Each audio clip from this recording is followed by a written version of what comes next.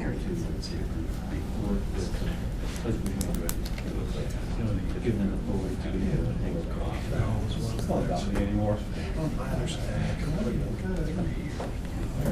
Mary, the same time.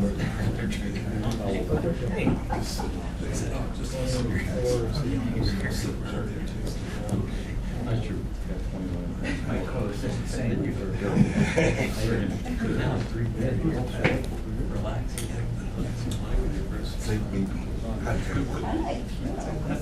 Check to see if hi. Thank you. Thank you. You may have to swear in. Yeah, well, when he gets on, I guess. Dr. Faust, And we'll proceed. Swear in separately.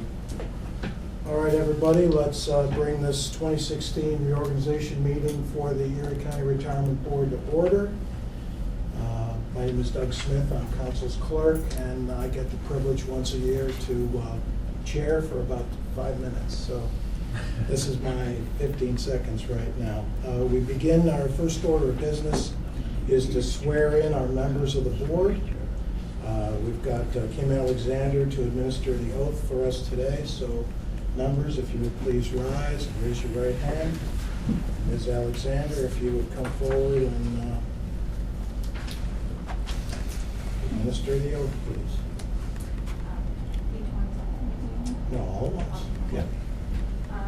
I do solemnly swear I do solemnly swear that I will diligently and honestly that I will diligently and honestly administer the affairs of the Erie County Retirement Board. administer the affairs of the Erie County Retirement Board.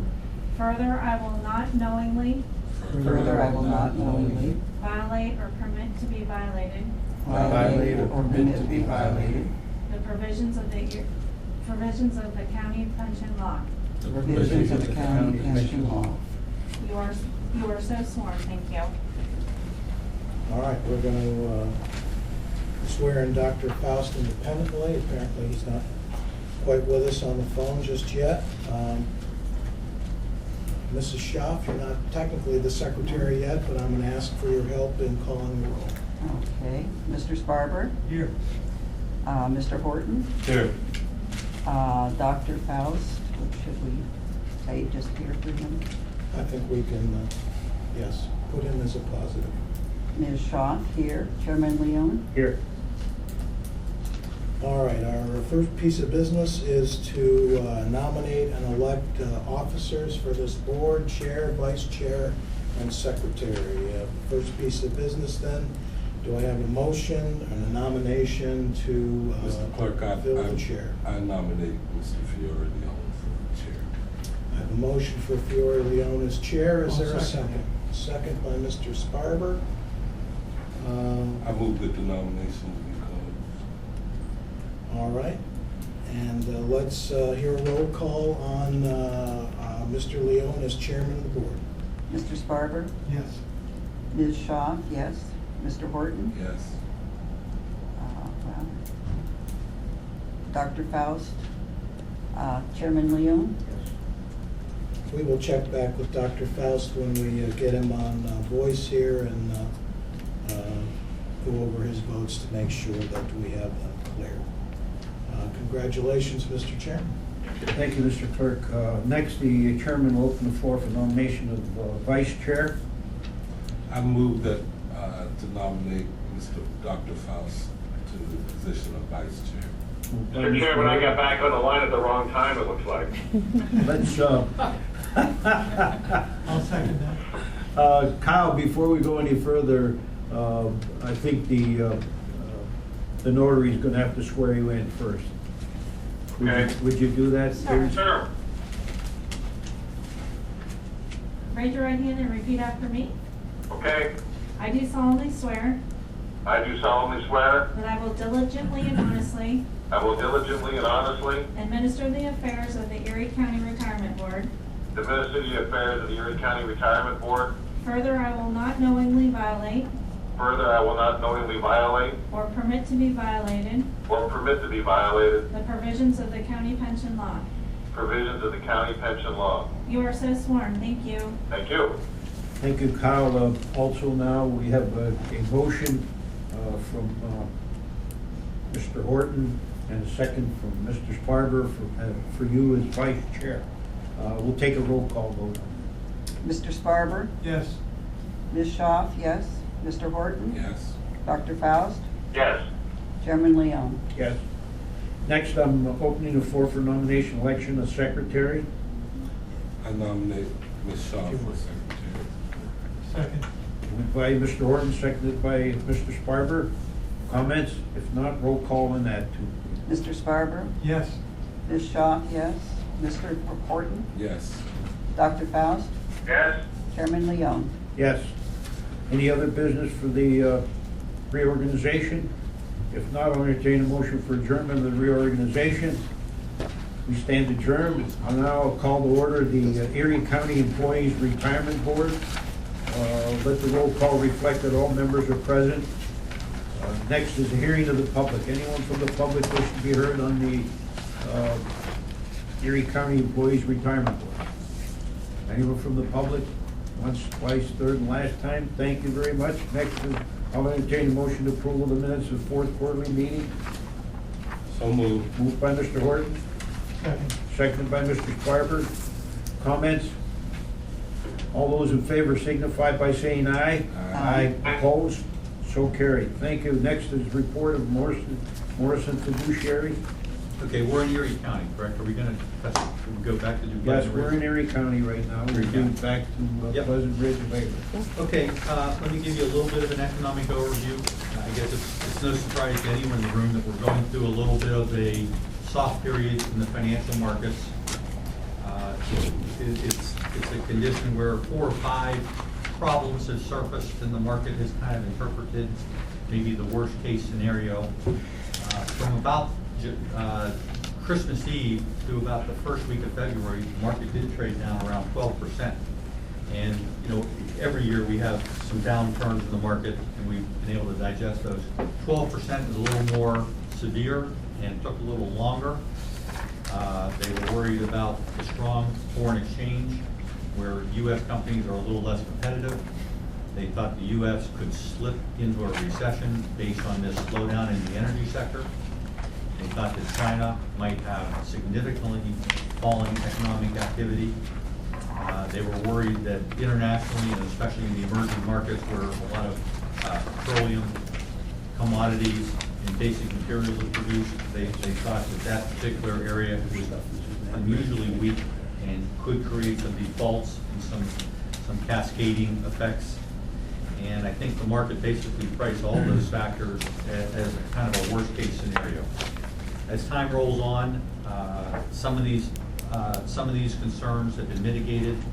The oil producing nations have at least started to talk about supply constraints or supply limits, which if we could just get a little bit of stability into that commodity somewhere in a reasonable price range, I think that a lot of that fear would be mitigated. China appears to have slowed down some, but it's still a $10 trillion economy growing at 6% and even 7% a year. And the idea that China was going to slip into negative growth or go down into a very low economic growth cycle has at this point been overblown. And domestically, the U.S. economy, once again, being somewhat of a bright spot globally, some of the early reads on economic activity in the first quarter suggest a GNP in excess of 2.5%, which is pleasantly strong and good enough for what we're trying to accomplish here. So even though we had some challenges to our fundamental underpinnings, globally, growth is expected to be somewhere in the 3% range this year. Next year, a similar level. And so hopefully markets will carry on. So far this year, the market might be our fund, even though the markets are off 6 or 7, maybe 8% in some areas. This particular fund is down probably something slightly less than 3% as we speak today. The last couple of days have been good for the market. Maybe that's just a little bump, and I'm not sure where this thing is going to go. But markets did very well through the summer of last year. Between the summer of last year till now, we're down in the equity markets about 5, 6, 7, 8%, and hopefully this will just be a lull. In our review book, we do have a chart in there. It's for 35 years, they show the growth of the S&P 500, and in 30 to 36 years it's positive. But in something like 32 out of the 36 years, at some point during the year, you do have the equity markets with a negative rate of return year to date. But then lo and behold, by the end of the year, you generate positive rates of return. So what we're experiencing here is nothing new for us, okay? We have a couple of things to report. If I could just slip you over to page 9 on general comments. The Bank of Montreal securities lending activities are now up and at full speed. So it took them 3 or 4 months to get all that, all those monies invested and so forth. And in 2015, in the startup phase, the total revenues generated by the plan were about $50,000. In 2016, they're estimated to be in excess of $150,000. It's a little lower than we originally projected, and it's really a function of how many of the assets currently in the plan can be used for securities lending, but we really won't know that number until we get deeper into the year. And we did have the ability to take a look at the actual investments that were made on behalf of the securities lending, and it's the investments that are made that where we argue that the most is where any risk that this program has exists. And I was able to get a second opinion on the holdings and look at the holdings myself. And at this point, all I can say is they look like very stable, investment grade, very short-term money market instruments that are yielding enough money to generate this $150,000 in returns. BMO will come in and present to us at some point this year, and that'll be a more formal snapshot. But at this point, I think that program has got up and started pretty much on schedule and on target. I also have, at some point in this meeting, we're going to talk about the investment policy statement, but the investment policy statement has been updated. It appears as Exhibit A in this report, and the solicitor has had an opportunity to review this document and may offer the board an opinion in that regard. The firm of Scott & Scott made their securities monitoring and litigation presentation to the board last year, and I understand that that presentation and the materials relating to it are being reviewed by the fund solicitor. In the fourth quarter, we did terminate the Sykes variable rate loan portfolio, given that a decent percentage of those holdings are energy-related loan type facilities. And with what's going on in the energy market, that was kind of in the bullseye of what's going on. And so we eliminated that from the portfolio as a safety precaution. At some point, I think the board would hopefully be willing to hear about re-entering the high yield space at an appropriate time. If you remember, we did sell off some high yield assets when the spreads were very, very narrow to treasuries. They were about 200 or 300 basis points in spread.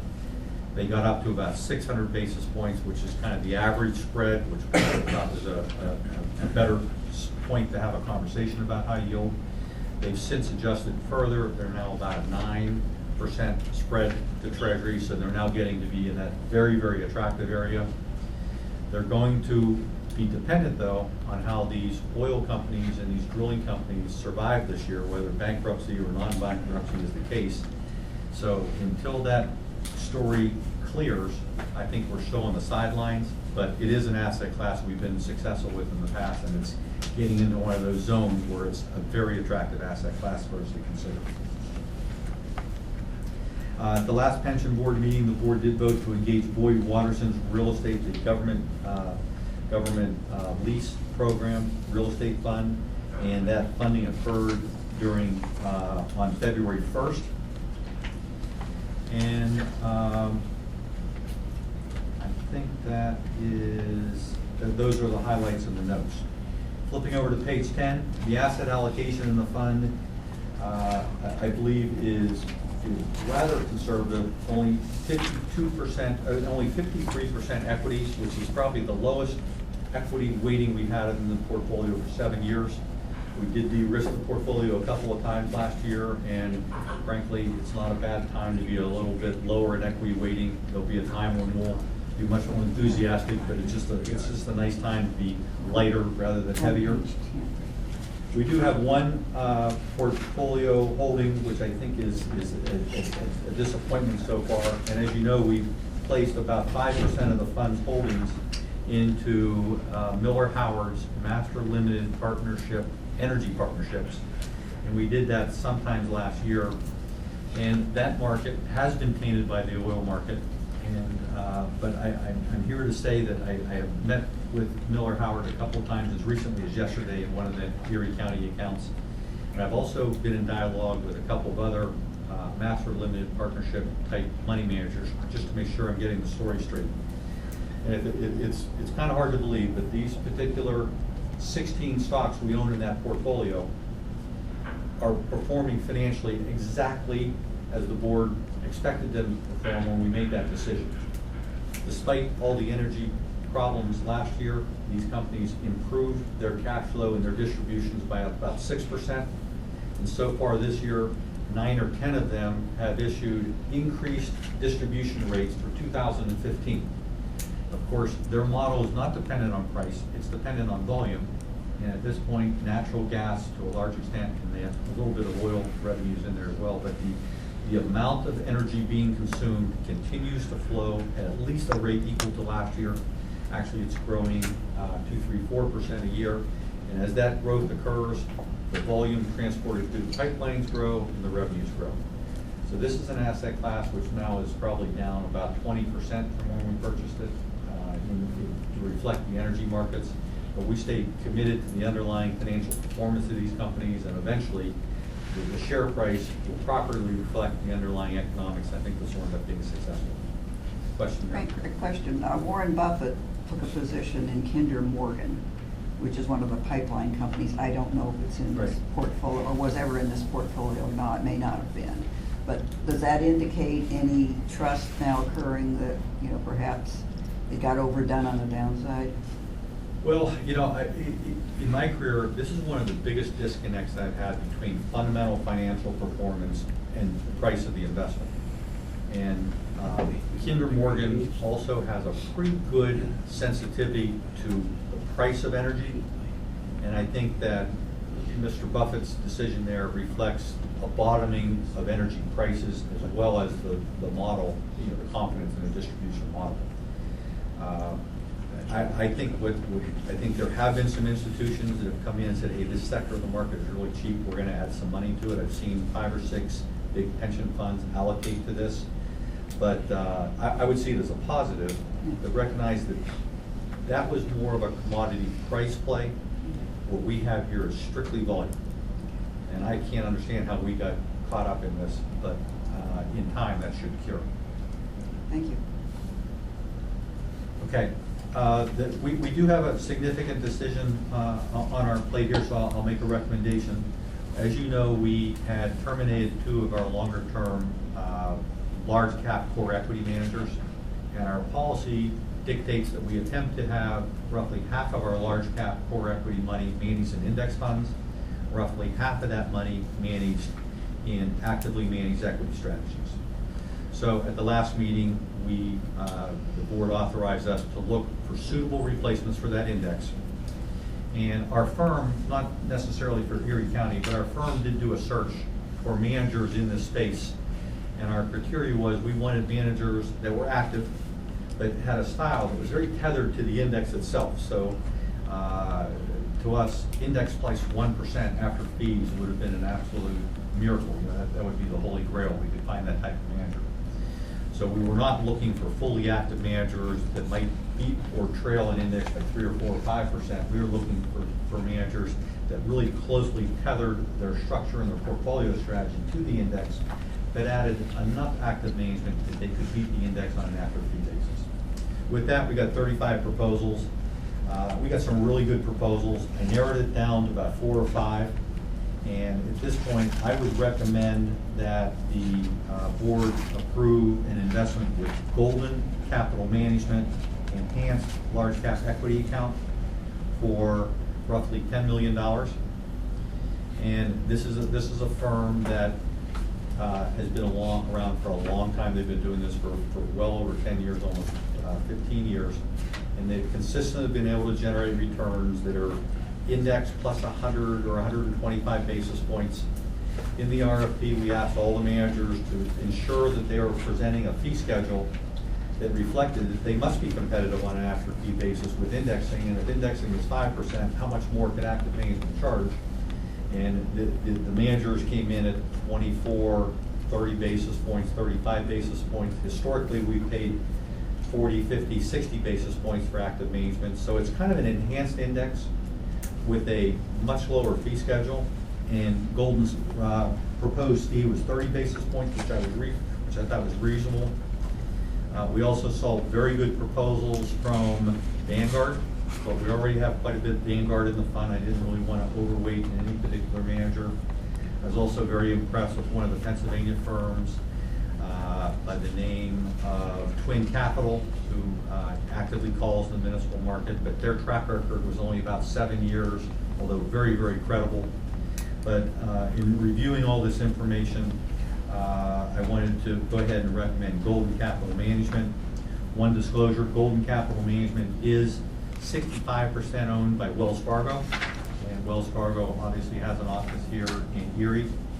And while the relationship between this board and Goldman will be directly with Joe Conway of Wells Fargo, who covers us in a couple other products, but I'm sure that in that relationship they'll acknowledge that there is a local office in Erie County as part of this overall relationship. So I have some additional information if you need it, but that would be my recommendation at this point. I'll entertain a motion from the board to hire actually Golden Capital Management, what is that, an enhanced large cap equity account for $10 million. Is that what you're recommending? Correct. I'll entertain a motion for that. So moved, Mr. Chairman, based on Frank's recommendation. Okay, moved by Dr. Faust. You have a second? I'll second. Seconded by Mr. Sparber. Any comments? If not, roll call. Mr. Sparber, Yes. Ms. Shaw, yes. Mr. Horton, Yes. Dr. Faust, Yes. Chairman Leon. Yes. Next, I'll entertain a motion for the recommendation for Boston Advisors account for $2.5 million. This is, what's this called, Frank? Well, basically, we had to meet our goal of being 50% index, 50% active. We actually have a little bit more money to put in active. So $10 million goes to Golden. The remaining $2.5 million would go to an existing manager, Okay. Boston Advisor, who has served us quite well. Okay, I'll entertain a motion to do just that. So moved. Moved So moved, by, Mr. Chairman. moved by Dr. Faust, seconded by Mr. Sparber. Comments? Roll call on that. Mr. Sparber, Yes. Ms. Shaw, yes. Mr. Horton, Yes. Dr. Faust, Yes. Chairman Leon. Yes. Okay, let's go on from there. Okay, we have two presentations. One is from Wells Fargo. So Joe, if you can come up and give us a quick presentation of your product. And this is the small cap value product we've had for many years in the fund. And all I can tell you is the performance has been outstanding, and it's been consistently outstanding. And it's one of those managers that has materially exceeded their benchmark on an after-fee basis and has really helped the fund over time. Thank you, Frank, and thanks to all on the board for having us here. As always, we do greatly appreciate the ongoing relationship and relationships with you, and we continue to earn your trust. But we provided the presentation book, just a couple quick organizational updates. The firm remains very stable, $340 billion with Wells Capital, total assets under management, another $110 billion under our affiliates, including Golden Capital, as Frank was just discussing.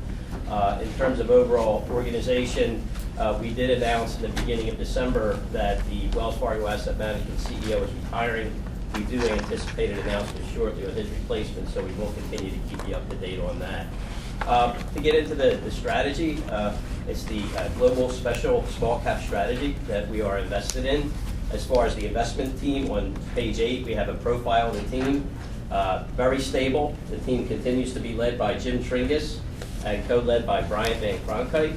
And another name up top there is a co-portfolio manager is Robert Rifkin. He focuses on the small cap portfolios as well. And we also have 11 analysts, very experienced, very diversified. and they also have a global perspective, and kind of reflecting back on some of the points that Frank was making in terms of some of the things that are going on in the world now, materials and energies and industrials, where we're seeing a slowdown.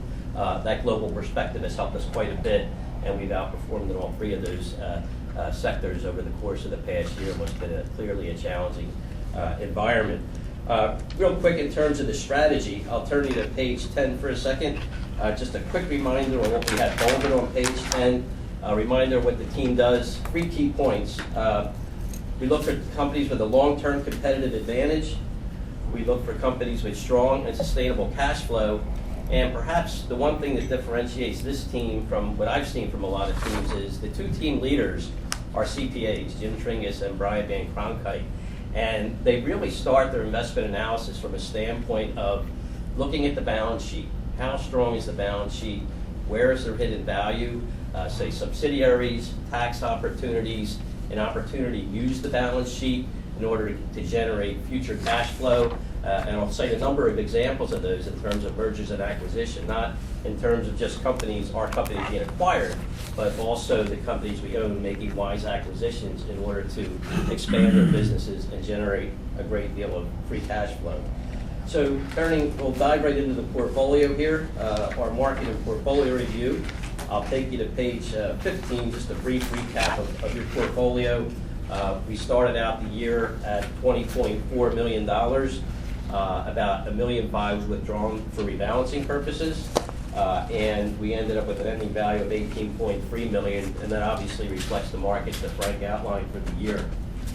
Turning to page 16, this is a global asset review, which I won't go into, but I just wanted a couple things in the context of what we do.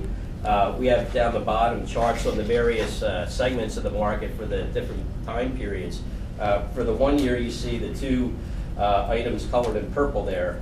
That negative 8% that's the sandbox that we play in. That's small cap value. It was down 8% for the year, and small cap growth was down 1.6%, and our portfolio returned 3.45%. So we outperformed the core index. We significantly outperformed our own benchmark. And then you can see, looking over to the right, in the last 3 years, same kind of dynamic, fortunately on the upside, but it's been more of an environment for large cap strategies and growth as opposed to value. So we've been fighting an uphill battle, but I think we've been winning it from a relative perspective. Bottom line here on page 18, list your performance over the course of 2015. As Frank mentioned, we outperformed the 1 year number by 400 basis points, and we're very pleased to report that the long-term performance has been good as well. What we're particularly pleased about here is a couple of things. Obviously, our main goal is to make you money, and that's what we've done over time. We're happy about that. But we're also pleased that we've been able to do it within a risk control standpoint. When we look at generating free cash flows and we're picking stocks, the team is also looking at risk and reward. So when they buy a stock, they want to see roughly 3 times as much upside as downside. And that's where the winner is, picking out the good companies, but also getting them at good values. And a couple other just quick data points for the consistency and the risk control. Since we've been managing the portfolio, there have been 11 full calendar years. There have been 7 up markets and 4 down markets. Of the 7 up markets, we've outperformed in 3 and outperformed in 4 and underperformed in 3. But more importantly, in the down markets, there have been 4 down markets, and we've outperformed in 3 of those 4 down markets. And even those years when we underperformed, it's been less than 100 basis points, which in the small cap world is pretty good. So the team has been very consistent. We've captured over time about 106% of the upside, about 85% of the downside of the market, and the risk-adjusted scores, the Sharpe ratio, the information ratio have been very strong. So the point is, the approach works in terms of risk control as well. We want to generate returns, but we want to do it at acceptable risk level as well. And we're pleased to report that we've been able to do that. Briefly, I'll turn you over to page 21, and just to get to a little bit more detail, but I'll just outline a couple of the companies and some of those that outperformed and underperformed, and the thinking on them, kind of give you some insight on what the team's looking for. In terms of industrials, you can see stock selection in industrials, looking at 2015 contributors. We know Carrier Company here, Carrier Corporation.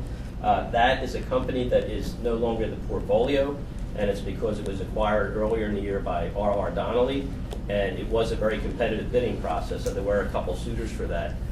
Perrier Corporation does e-publishing, but they're also a hard copy book publishing manufacturer. And for those of you that might have students in college, there's still a lot of hard copy books out there, and they're still pretty darn expensive.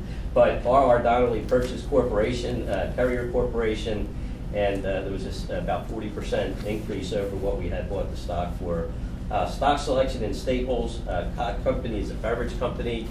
They acquired a company. We talk about acquisitions. They acquired a company called DS Services. They do carbonated soft drinks and juices, and they bought that company because of their efficiency in their production. And since then, they've been able to expand the market, so they've been able to increase efficiency there. A few individual detractors will point out.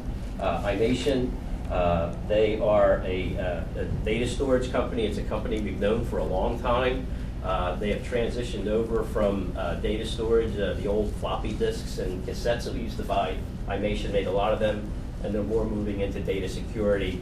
And that transition was going pretty bumpy, but over the course of the past year, there is the Clinton Group, which is a hedge fund company, came in and got 3 new board members. 3 of their folks are sitting on the board, and our team is very comfortable with them starting to get the company moved more quickly in the proper direction. And then finally, a company called Steel XL down the bottom. It's an energy company. In terms of energy, our strategy or our position is very close to the indexes, but we did outperform from a stock standpoint. In the energy in particular, we were looking for particularly strong balance sheets, very little debt. There are other industries, say consumer staples, that can take on a little bit more debt, but in energy, with where things are, we don't want to be making big bets on where the price of oil is going. We have no idea. And we also want to make sure we have stable companies. So Steel XL underperformed, and we think that was a case of throwing the baby away with the bathwater, where everything with an energy label got hit. They've got significant cash on their balance sheet, about $20 a share, and they also have a second business in the sports and health. And so a lot of market participants don't know that, but it gives them some diversification. So to have a stock in the energy industry and to have that kind of diversification gives us a little bit of protection in this environment. Any questions? Any questions I can help, or I'll just keep moving forward and wrap it up in a minute. Okay. Just finally, I'll just point out the positioning of the portfolio, and I'll take you to page 25. Just a real brief positioning. Looking down the bottom, you can see the sectors. Financials, you can see that we're significantly underweight, and that's the same as it's been in the past. We typically don't buy a lot of real estate investment trusts. We just find that they don't fit our strategy. They tend to have more debt. Industrial, slightly overweighted, and we did outperform there. Information technology, slightly overweighted. Materials, overweighted. Consumer, overweighted. Healthcare and staples. And where you see the big underweight is in utilities, actually, as far as underweight. So with that, I'll be happy to answer any questions in an effort to help keep the meeting moving along, or anything else we can provide. More than happy to. Questions from members of the board? If not, thank you very much. Thank you so much. Thank you. Then the next presentation will be from Templeton Foreign Equity. Hi, just a quick introduction. My name is Don Graham. I am the Director of Portfolio Analytics at Templeton. I've been there for 15 years and sat on the investment team for the past 11. Just jump into the presentation, the blue book here. On page 2, we have the performance, and just touch on just the firm and the teams. There haven't been any changes to note. Continues to be the same PM on the team over the past couple of years. And just touching on performance, you can see international equity markets, as Frank talked about, were weak last year. I've included 2 benchmarks, our primary benchmarks, the all-country benchmark, which includes 20% allocation to emerging markets in Canada. Those were particularly weak last year. We have some exposure there, but we're underweight versus that index. I've also included the MSCI EFA, which does not include those markets. Performed quite a bit better, but still was down for the year. And concerns really, in our world of international investing were centered around China and what they were doing with their transition to a more consumer-driven economy, and the market just losing faith in them. But I'll touch on that in a moment and a bit more.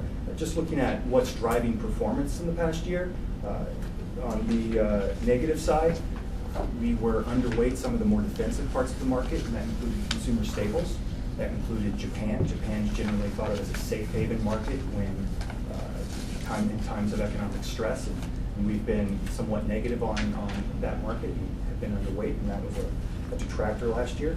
On the positive side, we had strong performance coming out of our European financials and our European construction materials holdings that have been benefiting from the recovery and construction spending, particularly in the United States. And then on the other big positive in the relative performance last year, we had a significant overweight in healthcare, and that was one of the better performing sectors, though we've been selling more than buying lately. So with that, let me just touch a little bit more on a couple sectors. I thought what I would do is turn to page 4 and get into really the more controversial areas of the portfolio. What we do at Templeton is tend to go against the grain, look at areas that are somewhat unpopular in the market, and we analyze those very carefully to see, is that unpopularity permanent, or is the market missing something? So I thought I'd focus on financials and energy, because those are the two sectors that have been under the most pressure in the past recent period, particularly energy last year, and just give you our perspective on those and how we're investing in them.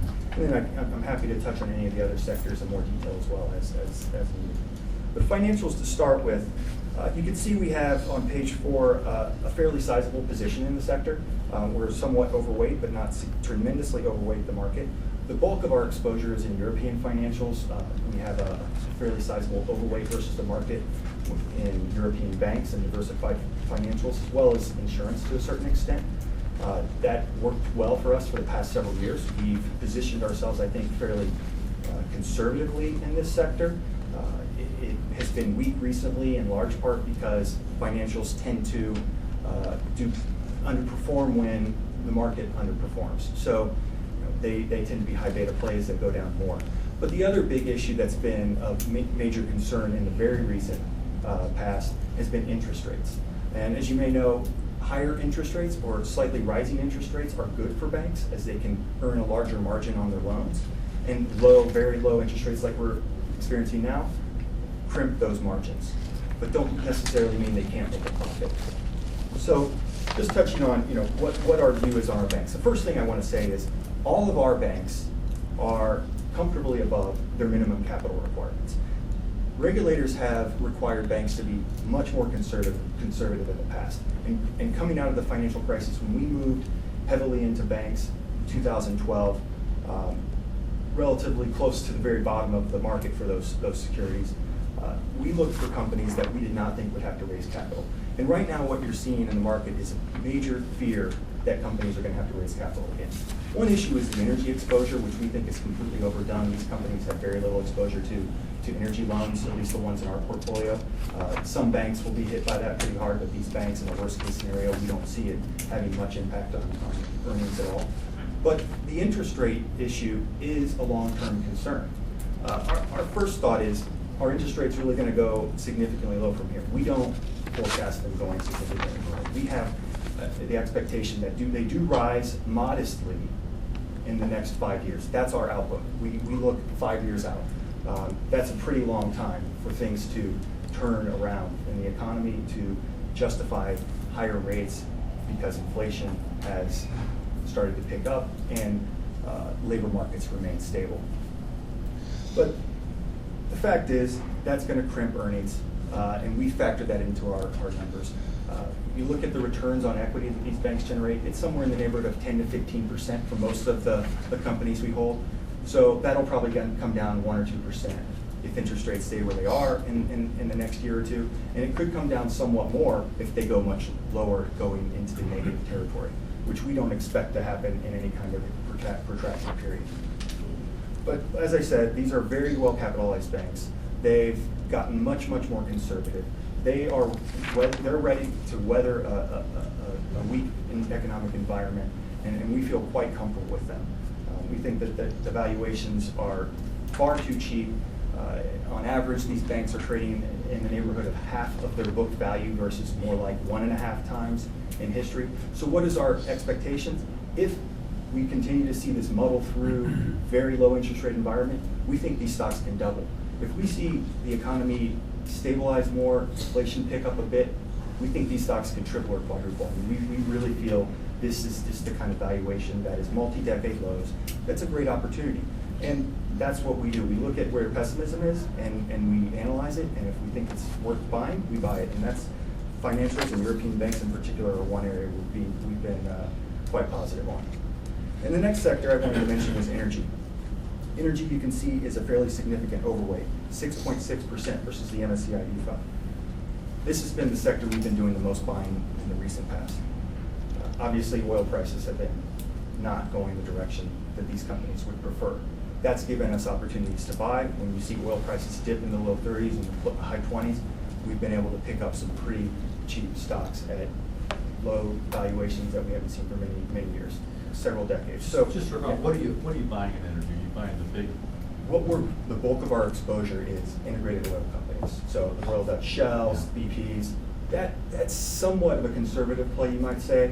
They are diversified approaches to the energy sector.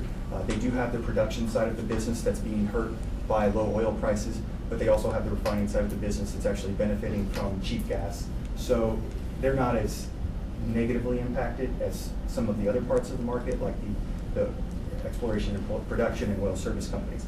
But we've also been buying into those oil service industry as well. That particularly has been attractive when prices are coming down to the $30 range.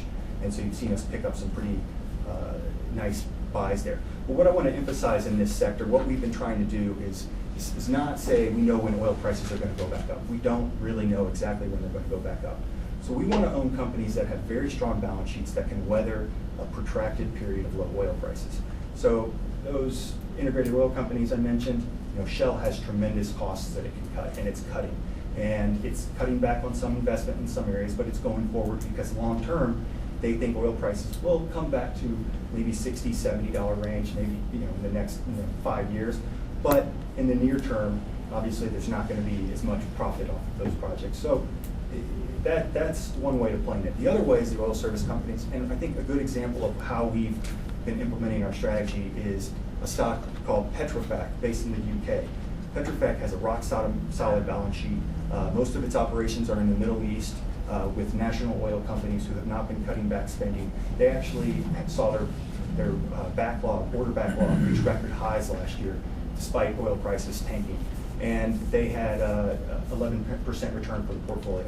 And that's a nice story, and maybe even somewhat of an exception, but the fact is we think our strategy is working.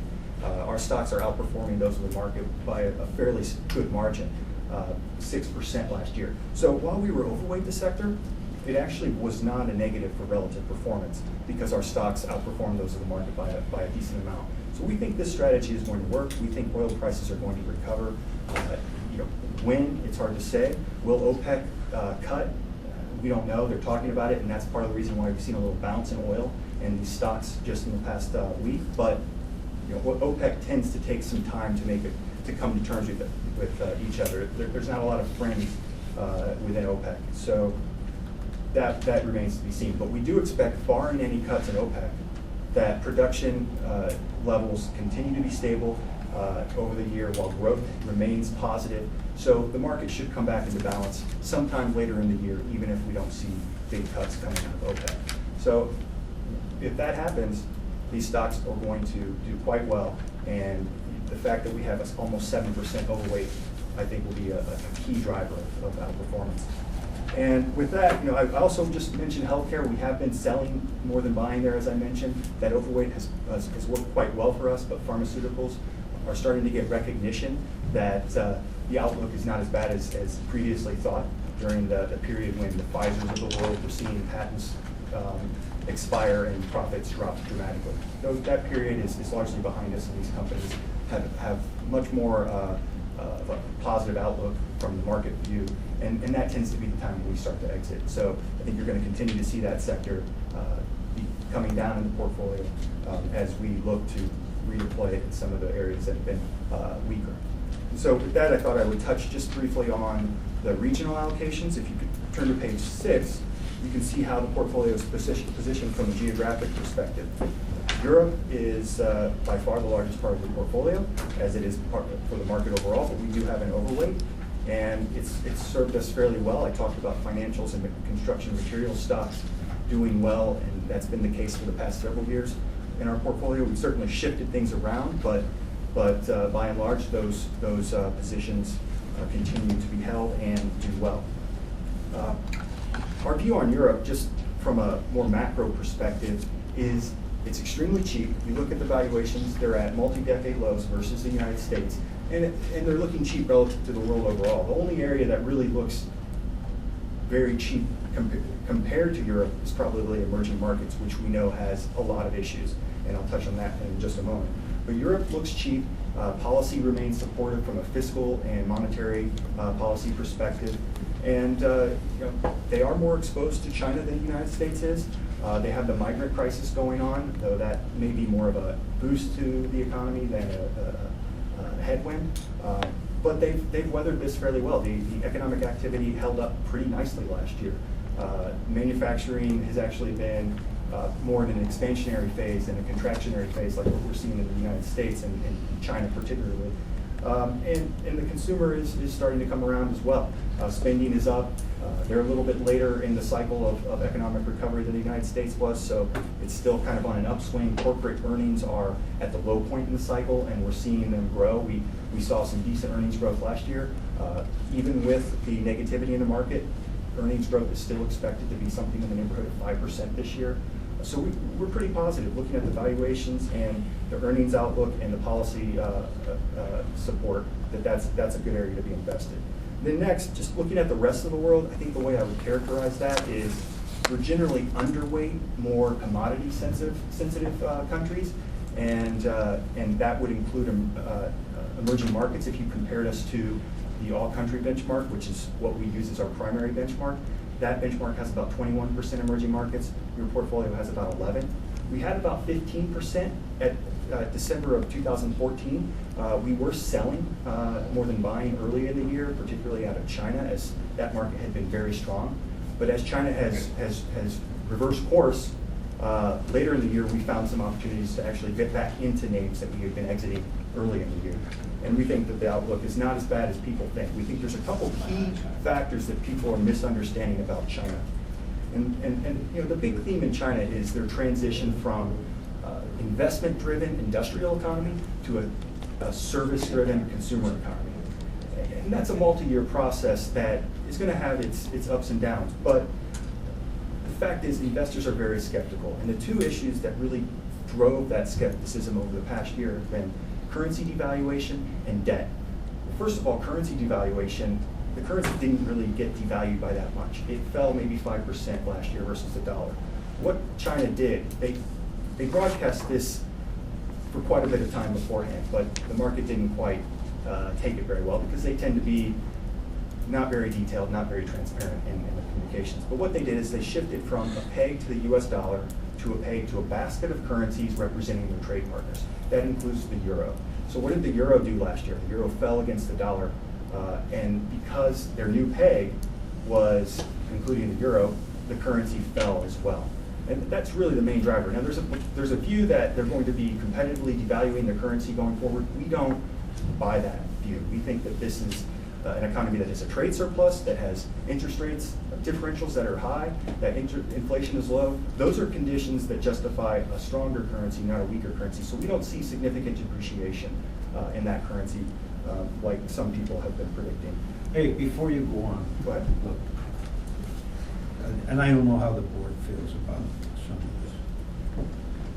this. I'm not interested in having someone come in here and teach us what's going on in your portfolio or the other portfolios, because everybody has a strategy. Mm-hmm. And that strategy, as far as I'm concerned, I don't know about anyone else, as far as the market itself is concerned, what goes up comes down, and what goes down goes up. Mm-hmm. Now, and I said before, I want a one-page report, not 10 pages, not 25 pages, one page.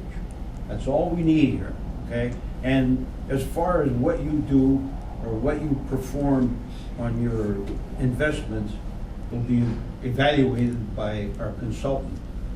And once that evaluation is done, we'll let you know how you did. Whether your views on how the market's gonna go up or down, or whether you're buying cash, or whether you're selling oil, or whatever you're doing, that'll be done by him. And if he can't do it, we'll get somebody that will be able to do it, okay? So all I'm saying is, I would like one-page reports. I'd like to finish these retirement boards in an hour. And I don't seem to be able to do that. So I'm telling you, from now on, when you come in here, it better be brief. Absolutely. These things, I can sit down and read them. I can read these all day and tell you exactly what you've done and what you haven't done. But it just becomes a little time consuming, and maybe I'm only speaking for myself. I don't know about anyone else, but I just think that it's a waste of time for you to come in here and tell me about what China's doing or Japan's doing. I could care less what they're doing. I'm interested in what you're doing. I'm interested in what your portfolio is gonna tell me at the end of the quarter that you bring it in. That's the only thing I'm interested in. I don't know about anyone else, but that's my philosophy. Okay? Anyone have any comments about it? Mary? Well, you know me, I do enjoy hearing the detail because that gives us a picture within the context. Now, do we need to go into as much detail? I agree, probably not. But I think that we have to understand the sectors of the market that we're in and why perhaps they're performing or underperforming, but maybe not get into the detail of individual securities. I think that's what Mr. Leon is saying. But I think the big picture we're very interested in, and I think we respect the fact that you've traveled this distance to come to speak to us. And I think as a knowledgeable fiduciary, you know, we have to know some of these things. And so we can't just look at numbers without knowing the context. And Frank is obviously very good at giving us a big economic view, but we do rely on the managers to put their style, as you said, into context. So we appreciate that. Well, you know, I apologize for giving too much detail, and I certainly will make note of that. You know, to just close out, I think, you know, what you're saying about putting the style in context, you know, Templeton is a value investment firm. The value investment style has certainly been under pressure. It's the longest period of history, values underperform growth. So that's been a headwind.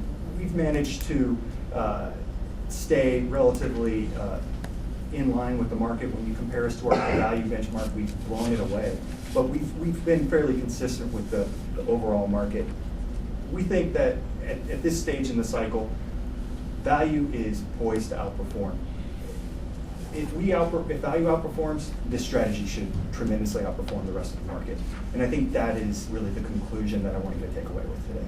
So hopefully that was helpful, and if I can field any more questions, I'm happy to do so. Any questions from members of the board? If not, thank you very much. Let's go on to the next, let's see, we have a contract approval for retention of Scott and Scott, attorneys at law. Do I have a motion to do that? We're all set to go on it then, Mr. Chairman? I'm assuming everything was okay. If it wasn't it, Tom? Yeah. You reviewed it? Yes. According to our solicitor, everything was fine. Okay, I'll make the motion then. Just a quick question. Sure. We already have one firm that does this. Right.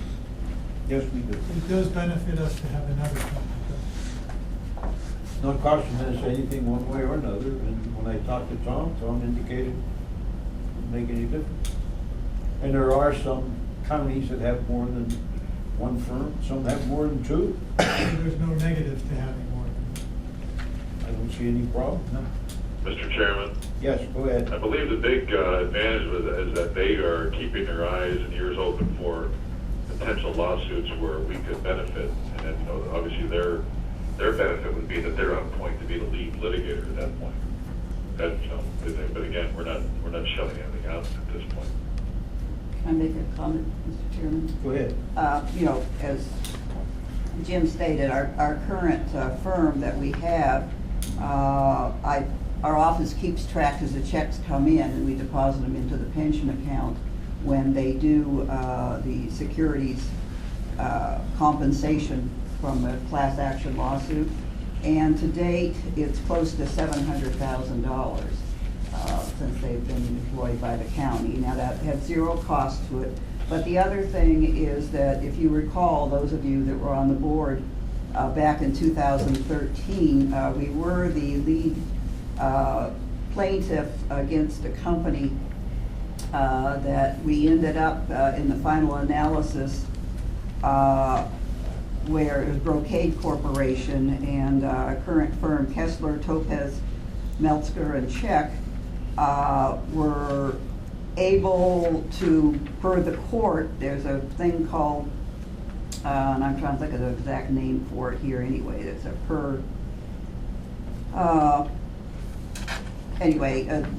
if you're a lead litigator, not only do you get to participate in the suit, but if there's money left over that no one collected, no one filed forms in order to collect, we distributed $80,000 to 3 charities locally per the court order.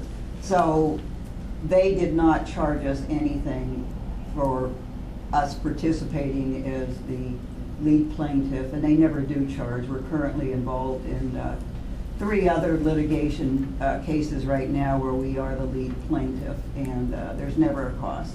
But I have no objection to adding a second firm and see what happens. Competition is always good. Do I have a second to that motion? So moved. Seconded by Mr. Horton. Any other comments? Take a roll call on the appointment of Scott. Okay. Mr. Sparber? Yes. Ms. Shaw, yes. Mr. Horton? Yes. Dr. Faust? Yes. Chairman Leon? Yes. We have 2 disability retirements. I'm not going to mention names, but they were approved by the solicitor. Yes. I'll entertain a motion to approve the 2 disability retirements that we have. So moved. Moved by Mr. Sparber. Do I have a second to that? I'll second. Seconded by Dr. Faust. Comments? Roll call on that, too. Mr. Sparber? Yes. Ms. Shaw, yes. Mr. Horton? Yes. Dr. Faust? Yes. Chairman Leon? Yes. Okay, under other, I want to talk about a little bit on the investment policy. As long as we have some time on it, rather quickly anyway. I think we have to approve the investment policy today, too. We're talking Erie County, yes, sir. I would propose it. A couple of issues that I had on it, at least that I had looked at, was the issues of, like on page 5, I'm reading, what I keep reading about all the time is, I think what we're talking about on basis points usually, accommodate cash flow of the plant and rebalance the funds allocated to the individual investment manager as instructed by the consultant and the board secretary. And then on page 13, I see, when evaluating local investment manager, total fees of the manager, investment, marketing, revenue sharing, and the sub-advisor must be competitive with non-local, national caliber firm fee schedule. The fee schedules, I'm getting a little bit upset about that, because I think that more than the fee schedule, we should be looking at the performance of these particular investment managers. If somebody charges more in the fee schedule based on their performance, I would assume we're going to go with them if we're going to make more money with them than worry about what the fee is going to be, the basis points. I just think we keep stretching and looking at it and saying, hey, if he's got low basis points, that's what we're going to look for. I don't think that's what we should be looking for, Frank.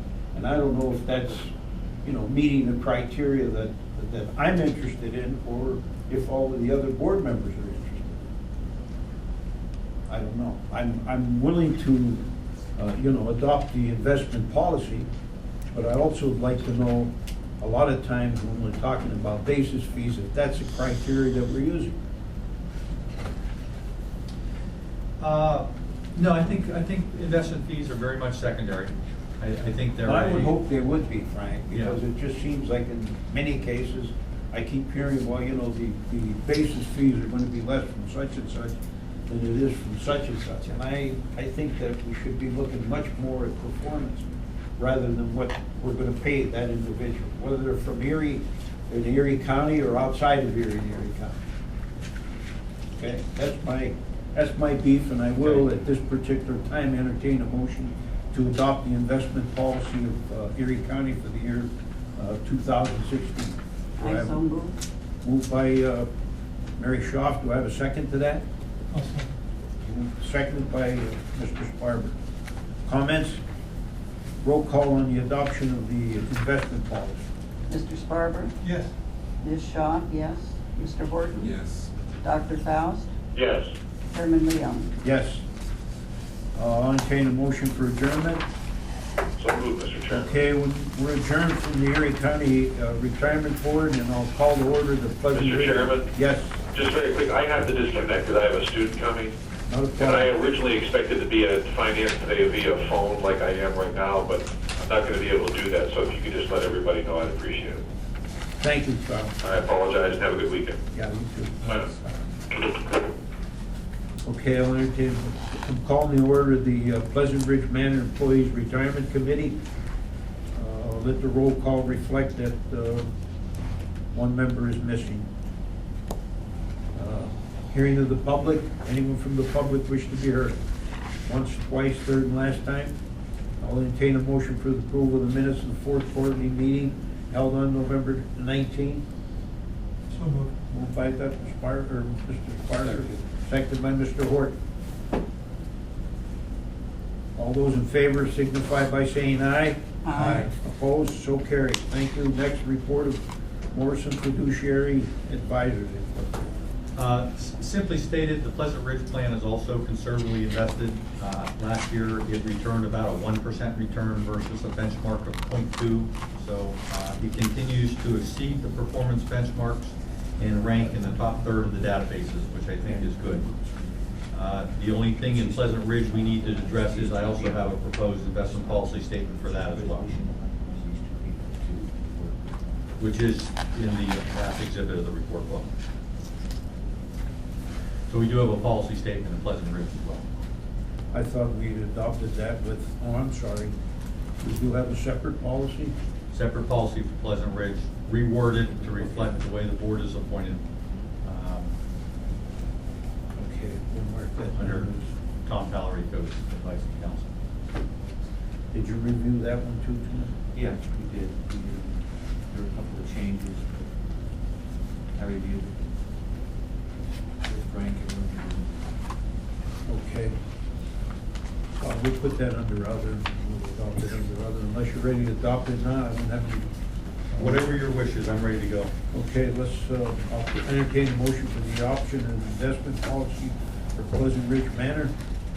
So moved. Moved by Mr. Sparber. I have a second. Second. Seconded by Mr. Hort. Comments? Yes. Roll call. I have comments. Sorry, comment. Yes, Mr. Chairman.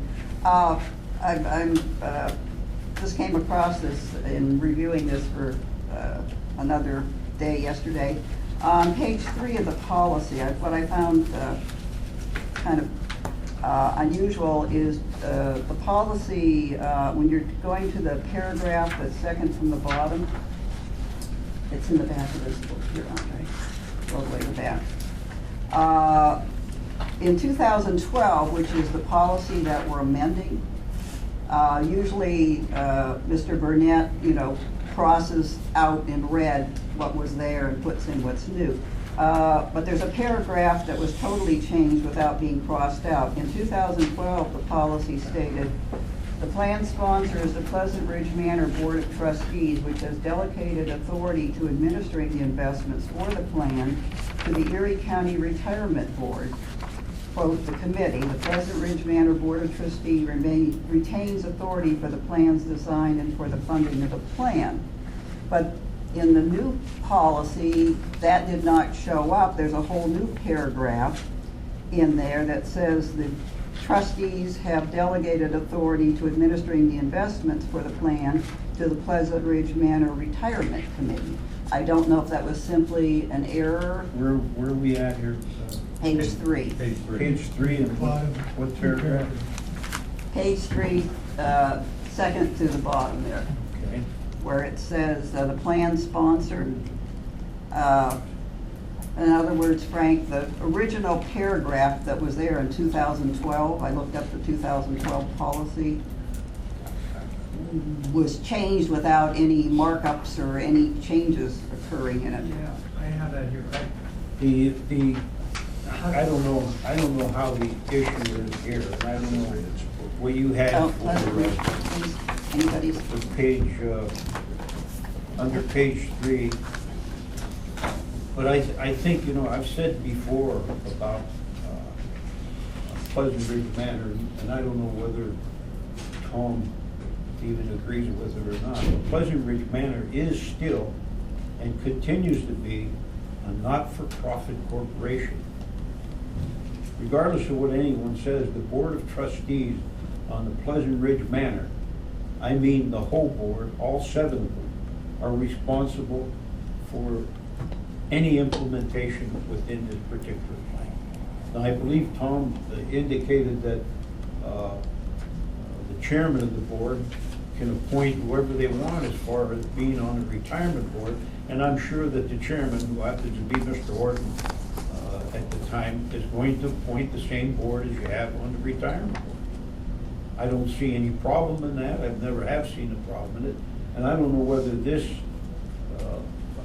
complies with that issue or not, that particular paragraph. The changes to, let me, Mary, the change that you're referring to on page 3, basically, previously we felt that the Pleasant Ridge folks appointed the Erie County Retirement Board to administer this. right. What Tom and I figured out, what Tom figured out and going through all the. Oh, I understand all So that. I should have marked that here. Well, that's what I'm Change saying. becomes a committee. It was not marked up, is what I'm saying. Yeah. So anybody not realizing this conversation, which really had started back in November when you first presented it. So make me understand. Yeah. I sent an email in the, if you I think remember. in the- I read that, but just for clarity's sake. Yeah, I think, Tom, let me try to say, you said, see this. This is the, relative to Erie County, pension law, state pension law says that there's then a Erie County Pension Board that governs that plan, which is what we just had. I was misunderstanding and thinking that that same pension board, Erie County Pension Board, was what Pleasant Ridge decided to delegate authority to. In reviewing the documents, that's not true. They didn't blanket give that authority to the Erie County Pension Board. They gave it to a committee, and then they named the seats on the committee and how those seats are created. So in this Pleasant Ridge document, instead of having that blanket authority to the Erie County Pension Board, which would have automatically included the 5 people here, my understanding is now they committed to a committee, and that committee is selected a little bit differently than Pennsylvania County pension law. So on page 3, I should have marked it up, but on page 4, that change is heavily highlighted and substantially changed. And it's page 4 that we went back and forth a couple times with Tom until Tom thinks we got it right. So we're in accordance with pension law, with the new? No. Here's what you gotta understand. Andre, is this, okay? Pleasant Ridge Manor, separated from the county. This is Pleasant Ridge Manor, okay? And this is the county. Two autonomous, totally autonomous. Two different Gotcha. items, okay? Now, the Pleasant Ridge Manor is what I said, it's a non-profit corporation. It was sold in 1975. The county of Erie sold it, okay? And it ended up being a not-for-profit corporation. And then we ended up, it's a, what is called a hybrid not-for-profit corporation through the Department of Public Welfare. They approved it, and that's where we're at particular time, which means that we don't comply actually with the county Because we're hybrid. retirement board. We are a hybrid and has nothing to do with the law as far as the pension plan for the county of Erie. Has nothing to do with it. no matter what we do, this is all controlled strictly by the Board of Trustees. Mhm. Although, like I said, we have always said that the 5 members on the retirement board also become 5 members on the Pleasant Ridge Manor committee. So the vernacular has changed and reflected, where is it reflected in the change? Page 4. Page 4? Yeah, page 4. Right up there. Yeah, the first paragraph there. No, I'm Gotcha. sorry, second paragraph. In red. Gotcha. Am I correct in what I said, sir? Yeah. That's your understood thing. Yeah, Andre, You were here different first. things. In the past, which I had, it always said that it will include the controller and the business director, or finance director. Now it says it may. So it's a difference between will and may.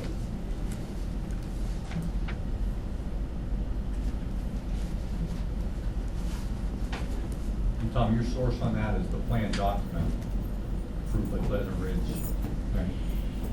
Yeah, they're, the most recent document their approved by bylaws. them. Actually, it's always been this way. Okay. Mr. Solicitor? Yeah, it's always been this way. Pleasant Ridge Manor is a separate entity, and so it follows, it's under the ERISA plan, like other private companies. So it has its own bylaws and everything, completely different, separate apart from the county. So the change is in the vernacular was went from shall be to may be? Well, that was, yeah. Is that what you, Yes, that's what I'm defending. And the proper name change.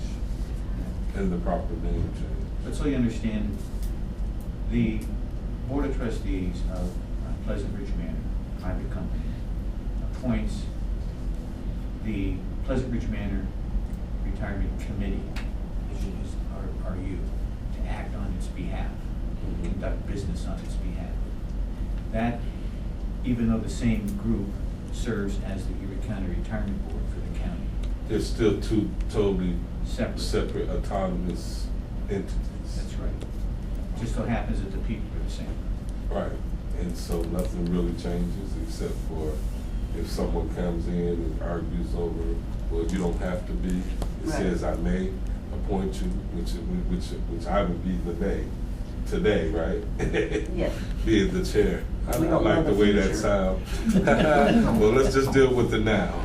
Then, and as for now, because we can always come back and revisit. Oh, sure. That, well, for this year, we'll go with the solicitor's recommendation, and I can tell you right now, the board composition will not change. Okay. Will not change. Just as a side note for you to understand, the state requirement of the pension plan for the county of Erie is mandatory. In other words, whatever you make, you have to put a percentage into the retirement board. At Pleasant Ridge Manor, it's voluntary. You don't have to belong to it. So they opt in or opt You out? can opt in, you don't have to be on that pension plan. Mhm. That's a big difference too, that you have to understand. And there's also a setup. What's the percentage of employees or personnel that have opted out, or that are opted in, that are participating? Why wouldn't someone participate? Because the last time I was there and talked to the group of people there, they don't want to give up, let's say, 5% of their salary. They don't want to give it up. Even though it's something that you can depend on in the future, a lot of them figure, hey, I'm gonna lose 5% of my salary, I don't want to do that. And that's their option, they can do whatever they want. What's the, You get a list. and maybe, Frank, maybe you can, what's the percentage of employees that are participating? You know, I'll have to look into that. I don't know. I know we have 50 people in this supplemental defined contribution plan, which That's tells another issue. which tells me there's a decent number of people deciding they don't want to be in this pension plan. I find that surprising. No, but maybe true. that's not true. And I wouldn't say that. That's not exactly what happened, Frank. They What might- happened was, we ended up wanting to few years back, we wanted to set it up so that Pleasant Ridge Manor had strictly a 401K. And unfortunately, there was a little dispute about it, and we ended up saying, okay, then all of the ones that are non-union, because that's what it comes down to. The non-union personnel are in 401K program. They get, 3%, they can contribute whatever they want. Pleasant Ridge Manor contributes 3% of their salary to that particular plan. But that's a 401K plan for all those that are non-union employees, okay, if they want to go.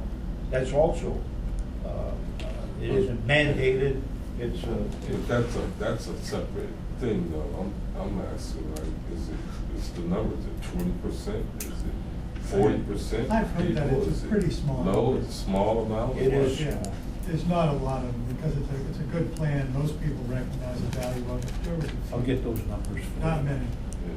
Well, I don't want to detract from the meeting because I don't like long meetings either, Mr. Mayor. Okay. Future references.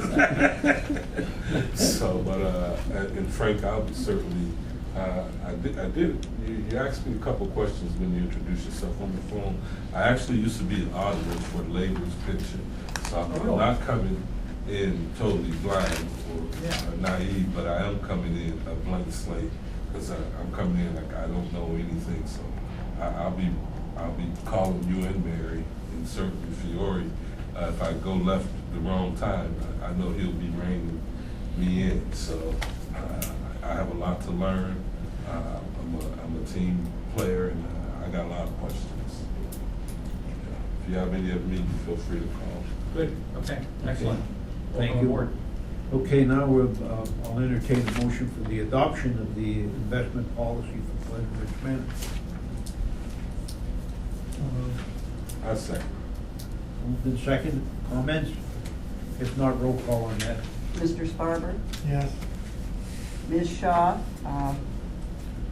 I will vote no. I respect the Pleasant Ridge Manor Board of Trustees has the right to determine the composition of the pension board, but I'm looking at the history that goes back to 1982, with the very first Pleasant Ridge Manor Pension Board meeting, and the composition that was that time, and the past 34 years, that's the way it has been. I don't see any need to change it at this point. It's not that I don't trust anybody, but we're talking about future generations too, not just one period of, time. So I respectively vote no. Mr. Horton? I'm gonna vote yes on it because for some of the reasons that you also stated, and that we serve at the behest of the public, and so many of us probably won't be here years coming, particularly with term limits. And so at the solicitor's advice, I feel comfortable with voting yes for it, and I feel comfortable, even all the more comfortable in knowing that it can be revisited at any time, and it's certainly not etched in stone. So I vote yes. Chairman Leon? Yes. Okay, let's go to the review of the brokerage activity. Well, I can make that very. Oh, I'm sorry, wait a minute, let's. That's I fine. have another resolution here.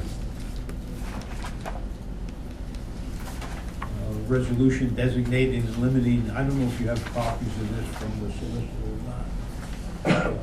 But it's designating and limiting the authorization of representatives of Pleasant Ridge Manor for the investment management account with Northwest Savings Bank. Okay, you want me to read the whole resolution? You don't have copies of this? Everyone should be familiar with it. Northwest Bank needs to work with people from Pleasant Ridge who are authorized to give them instructions regarding the administration of the account. So this resolution, you recall Eileen DeCresta used to have the authority. So this resolution is for the purpose of you giving the two people named in that resolution the authority to instruct and give instructions and work with Northwest Bank regarding the administration of Pleasant Ridge Manor. Thank you. Can we ask who the two people are and their titles? Yeah, they're ready. Yeah. Mike Anderson. We need to do this. Deanna Holtz. Why don't Why don't we get copies of the Yeah, I resolution think, for I think what I'm everybody, gonna yeah. do is I'm gonna delay this until the next meeting. Yeah. We'll get copies to everybody so you can review what's going on. Well, I don't know, will that hold up things as far as distributions go, et cetera? No. Okay, we don't wanna do that. I think Northwest just wanted, the security of knowing that the people Sure. they're working with have. Sure, and have less. I don't think it's a controversy as long as we know who the individuals and what positions are they in. I'll, Mike Anderson is the new Eileen Kresge, and Deanna Holtz is his right-hand person. Well, I would think that would be Those are- something the Board of Trustees would approve, right? Let's just get the resolution. No. The Board of No. Trustees doesn't have anything to do with the pension. The retirement committee acts on behalf of the Board of Trustees. Oh, okay. All right. Okay. All right, we'll go on from there. The review of the brokerage activity. Frank? All I can say is that Pleasant Ridge, now being substantially mutual fund, has no significant brokerage activity to report. Okay, how about the fee schedule review? Noted on page 12, I can't tell you how low these fees are relative to the market. The total investment management fees in this account now are 20 basis points, and the administrative costs are 8, bringing the total plan cost to 27 basis points. I think you'll find that highly competitive. Okay. I see Cindy here. You have any comments, Cindy? I know that, no. Okay. Anything else that we have to discuss? Anything under other? If not, I'll entertain a motion for adjournment. So moved. And adjourned. Hey,